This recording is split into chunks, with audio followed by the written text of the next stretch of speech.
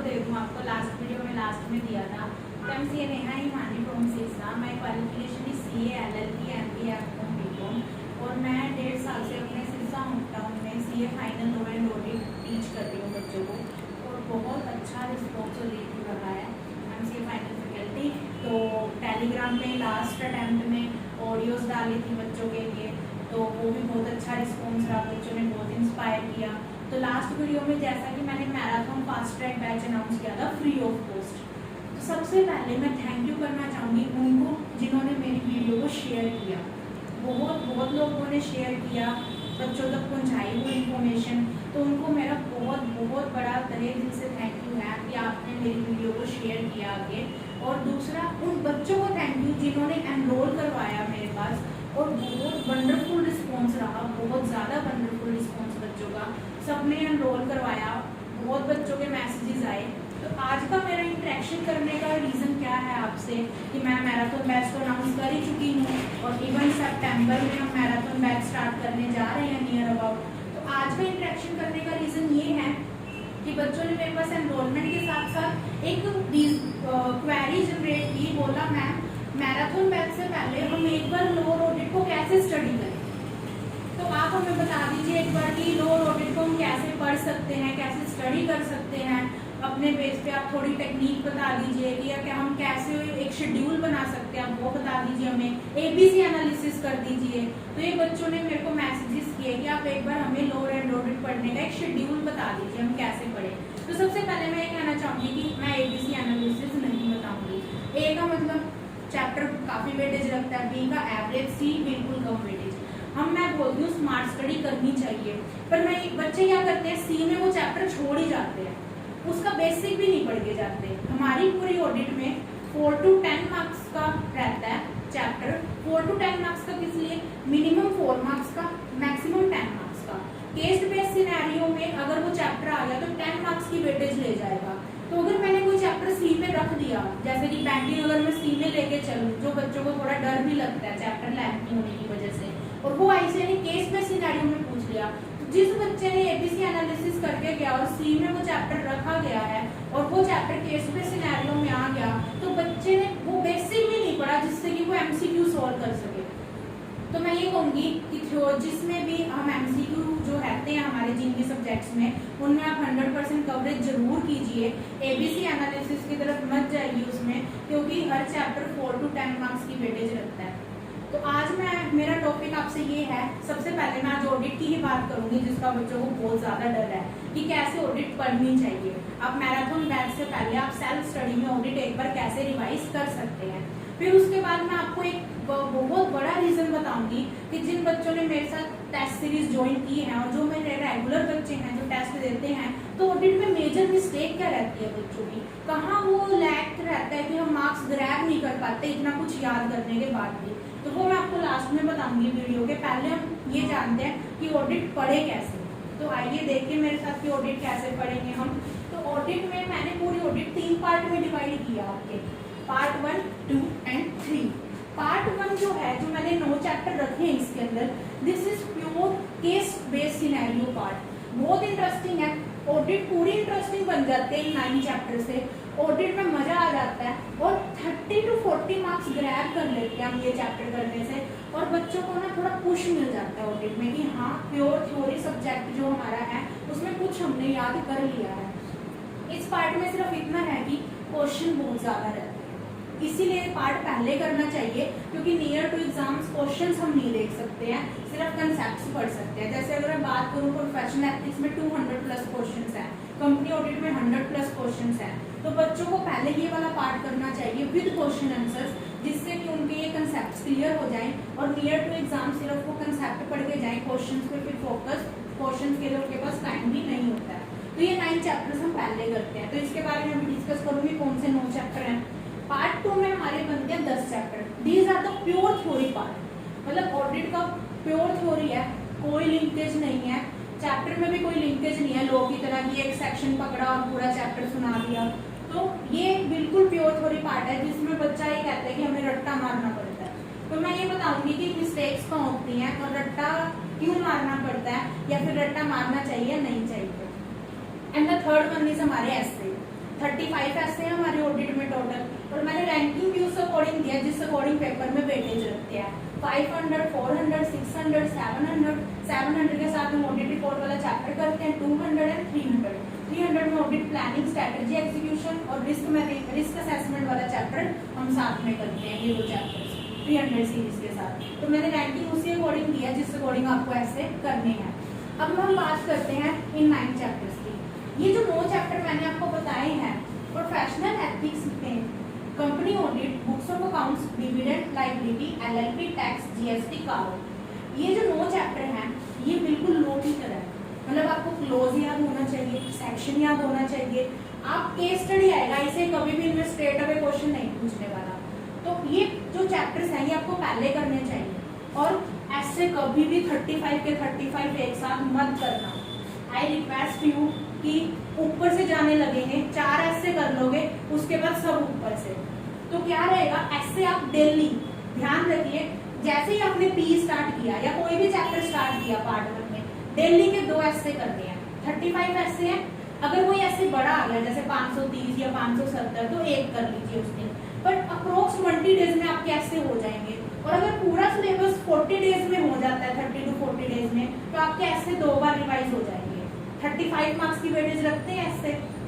तो जब आप पार्ट 1 स्टार्ट करो चैप्टर, जैसे मान लो पी आपका 3 दिन में हो रहा है, तो डेली ऐसे 2 करने हैं, आपके 6 ऐसे हो जाने चाहिए पी के साथ साथ। तो हम ऐसे कभी भी अलग से नहीं करेंगे, हम साथ में करेंगे पार्ट 1 और 2 के, ठीक है।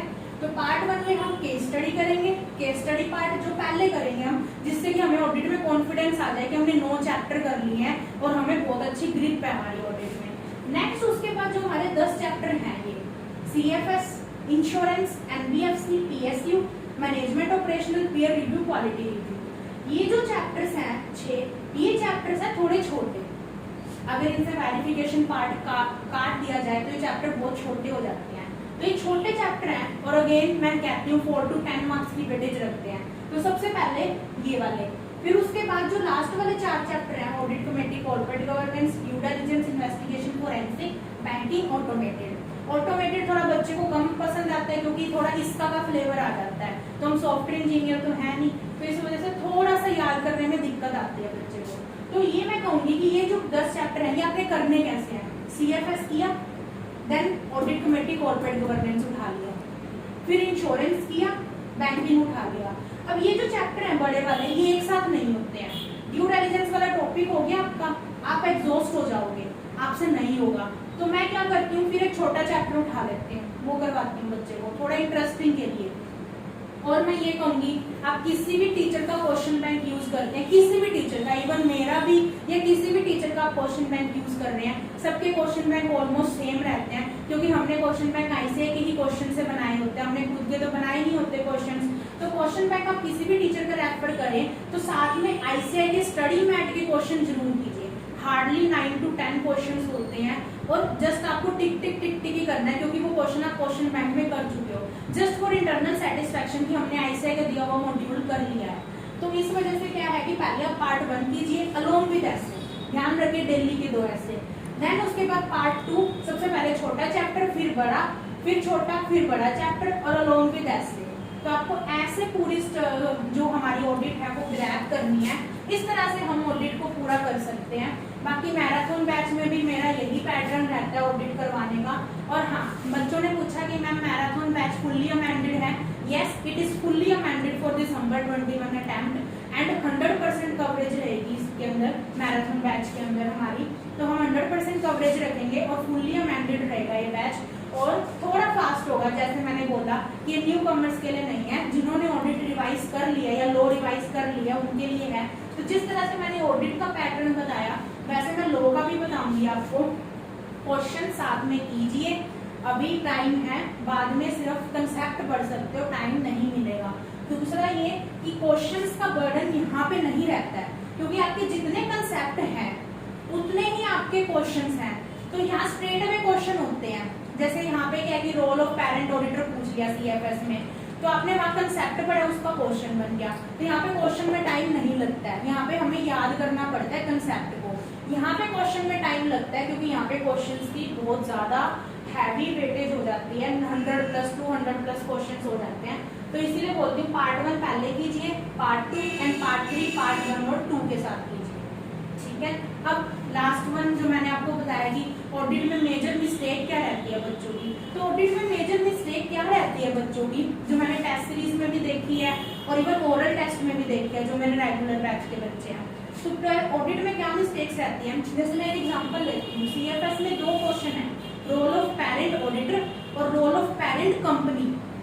बच्चों की क्या मिस्टेक रहती है कि मैम हमने एक एक पॉइंट याद कर लिया वर्ड टू वर्ड, और मैं मानती हूँ कि बच्चे डर के मारे कह लो या कुछ भी कह सकते हैं, ऑडिट में वर्ड टू वर्ड याद कर लेते हैं पास होने के लिए, पर बच्चा किसी क्वेश्चन का आंसर किसी में लिख देता है।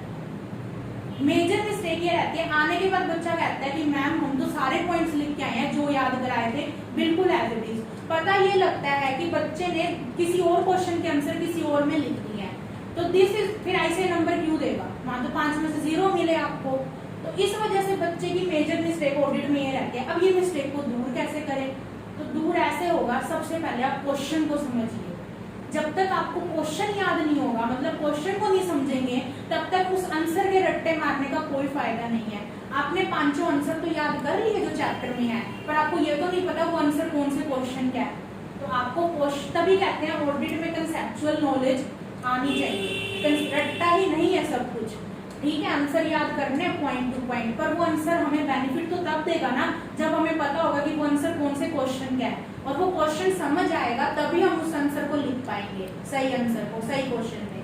तो इसीलिए मैं बोलूंगी कि आपको ऑडिट में सबसे पहले क्वेश्चन पता हो जाना चाहिए कि क्वेश्चन पूछ क्या रहा है, तब आप उस आंसर को सही बता पाएंगे। तो ऑडिट में मेजर मिस्टेक बच्चों की यही रहती है कि किसी और का आंसर किसी और में लिख दिया। और हाँ, यही कहूंगी कि ऑडिट में थोड़ी सी रिपीटेटिव लैंग्वेज है जो हर बच्चे को परेशान करती है। तो आप कुछ नए नहीं है, वो सभी के लिए है, आपके लिए नहीं है। तो जैसे मैं अब कारो का एग्जाम्पल दूं, कारो इंस्टीट्यूट कभी भी पेपर में डायरेक्टली नहीं पूछता एज पर कारो एक्ट मुझे आंसर दे दो, जैसे पी में पूछ लेता है as per C act answer दे दीजिए, तो कारो में नहीं पूछता। तो कारो हमें ढूंढना पड़ता है क्वेश्चन में कि कौन से क्वेश्चन में कारो लग रहा है, कभी भी हमें सामने से पूछा नहीं जाएगा कारो के अकॉर्डिंग आंसर दे दीजिए। ऐसे ही जो एस्से हैं, एस्से के हमें ढूंढने पड़ते हैं कि कौन कौन से क्वेश्चन हैं। आजकल मिक्स आते हैं, पहले एक ही क्वेश्चन रहता था पी का, तो आजकल मिक्स आने लग गया है। तो इस वजह से क्या है कि हम एस्से भी रेफर करने पड़ते हैं क्वेश्चन में, कारो भी रेफर करना पड़ता है। तो वो हमारी प्रैक्टिस पे ही रहता है कि हमारा माइंड कितना शार्प है, और ये टेस्ट सीरीज से ही पता लगता है। मैं आपको फिर कहूंगी कि टेस्ट सीरीज जरूर ज्वाइन कीजिए, जिससे आपको आपका आईक्यू लेवल पता लगेगा कि आप क्वेश्चन पढ़ के सही चीज हिट कर पा रहे हैं नहीं कर पा रहे। ये डीमोटिवेट नहीं करती है टेस्ट सीरीज आपको, टेस्ट सीरीज आपका इंप्रूवमेंट बिल्ड करती है, ताकि जो फाइनल एग्जाम में आप मिस्टेक करने वाले थे वो आपने अभी यहीं पे कर दी, ताकि फाइनल में थोड़ी कम हो। तो आज मैंने आपसे ऑडिट डिस्कस की थी, ऑडिट कैसे स्टडी करनी चाहिए। ऐसे ही मैं आपके लिए एक वीडियो बनाऊंगी कि लो कैसे करनी चाहिए। इसके अलावा मैं शॉर्ट वीडियोस आपको दूंगी, जिससे मैं बच्चों के पर्सनली टेस्ट चेक करती हूँ, या बच्चों के जो मेरे को परफॉर्मेंस में कमी लगती है, तो मुझे पता लगता है कि बच्चे कहाँ गलती कर रहे हैं। इवन कुछ क्वेश्चंस तो ऐसे हैं जो बच्चे सेकंड टाइम भी गलत करते हैं, इतने ट्रिकी क्वेश्चन होते हैं, तो वो मैं आपके साथ जरूर डिस्कस करूंगी। और दिसंबर 21 अटेम्प्ट के लिए I am fully available to all students. और इवन मैं उन स्टूडेंट्स को और बताऊंगी कि बच्चों ने पूछा कि मैम हम आपको कॉल कब कर सकते हैं क्वेरी के लिए, तो ये मेरा नंबर है 9499129991। आप 2 to 3 के बीच में मुझे कॉल कर सकते हैं फॉर क्वेरी के लिए। दिस वन मैं slot for free. Online student जो भी हैं इंडिया लेवल पे कहीं के भी हैं, वो मुझे कॉल कर सकते हैं क्वेरी पूछने के लिए लोअर ऑडिट में किसी भी तरह की। तो आप मेरे से दिसंबर 21 अटेम्प्ट के लिए कोई भी क्वेरी पूछ सकते हैं इस नंबर पे 2 to 3 के बीच में। और साथ में कोई भी अगर आपको लगता है कि ये मेरे को समझ नहीं आ रहा है लो ऑडिट में, या कुछ भी है, आप टेलीग्राम पे, फेसबुक पे, इंस्टाग्राम पे या व्हाट्सएप पे इस नंबर पे मैसेज कर सकते हैं मुझे, जिससे कि मैं उस टाइम पे अगर मेरे को लगता है कि वो कॉमन चीज है, बच्चों को प्रॉब्लम कर रही है, जैसे ये वाला टॉपिक था हाउ टू स्टडी ऑडिट और हाउ टू स्टडी लॉ, जो मैं नेक्स्ट वीडियो में डिस्कस करूंगी, तो मैं उसी अकॉर्डिंग फिर आपकी वीडियोस बना दूंगी कि ये वाला बच्चे को प्रॉब्लम आ रही है तो इसे हम ऐसे रिजोल्व कर सकते हैं। बाकी मैराथन बैच तो आपके लिए है ही फ्री ऑफ कॉस्ट, तो उसके लिए आइए, जिन बच्चों ने एनरोल नहीं किया है वो कीजिए एनरोल, और वेट फॉर द बैच। जैसे बच्चे वेट कर रहे हैं वैसे ही मैं कर रही हूँ। तो थैंक यू।